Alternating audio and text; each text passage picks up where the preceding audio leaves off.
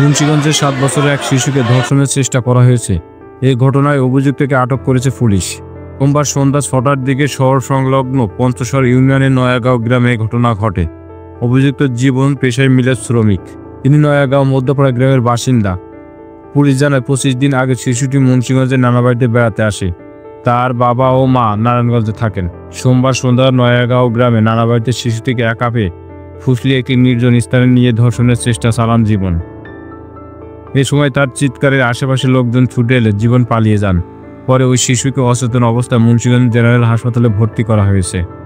পরে সোমবার দিবাগত রাত ২টার দিকে শহরের হাটলক্ষ্মী এলাকায় শ্বশুরবাড়ি থেকে অভিযুক্ত জীবনকে পুলিশ আটক করে।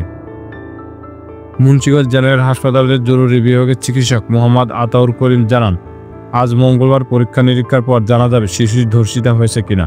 তবে শিশুটির গোপন অঙ্গে নখের আঁচড়ের চিহ্ন রয়েছে।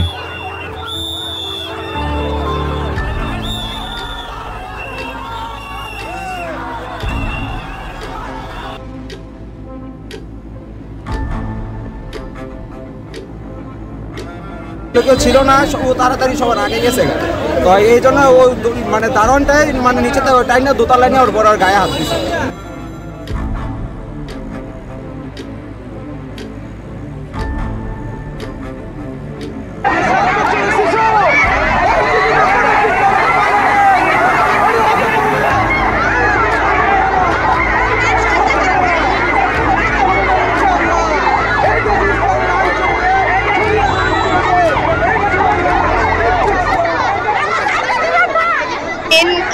এই লোক ৩-৪ বছর আগে আরো একটা মেয়ে এরকম ভাবে রেপ করছে।